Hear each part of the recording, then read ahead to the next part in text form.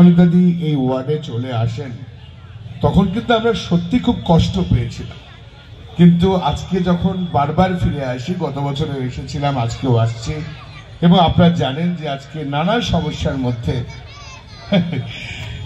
সমস্যার মধ্যে যখন আমরা জর্জরিত, তখন অনিতাদির মতো একজন মানুষ পাওয়া কিন্তু সত্যি দুর্লভ।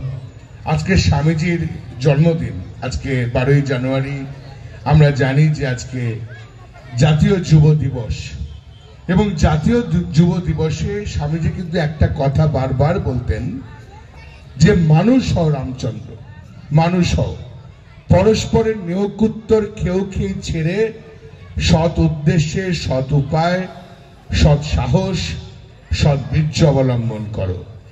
মানুষ হয়ে জন্মেছ যখন, একটা দাগ রেখে যাও। আমরা জানি যে আমাদের সকলেরই কিন্তু খুব সীমিত ক্ষমতা। আমরা হয়তো মনে করি যে আমরা মহান হতে পারি।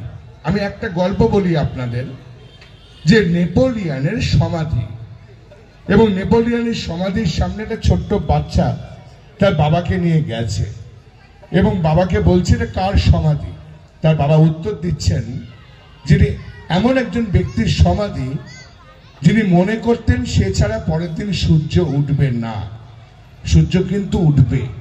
আজকে অনিতাদির মতো মানুষরা, যারা কিন্তু মানুষকে মানুষ হতেই শেখায়, এবং তার নিজের জীবনে যে কষ্ট সেটাকে দূর করে, ভেদ করে আমাদের সকলের মধ্যে আমাদের আনন্দ দেওয়ার জন্য যে মানুষটি বারবার এগিয়ে আসে। তার দরকার নেই যে আমি কোথায় বসে আছি তাকে বারবার ফোন করা যে পিঠেপুলি উৎসব হচ্ছে, তুমি কিন্তু একবার এসো।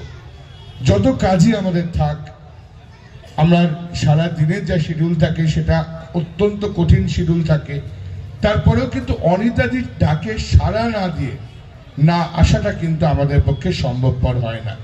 আপনারা যারা এই এলাকার বাসিন্দা, এই এলাকায় থাকেন, আজকে স্বামীজির জন্মদিনে অন্তত এইটুকু আপনাদের কাছে অনুরোধ করব, অনিতাদির সঙ্গে থাকবেন, অনিতাদির পাশে থাকবেন।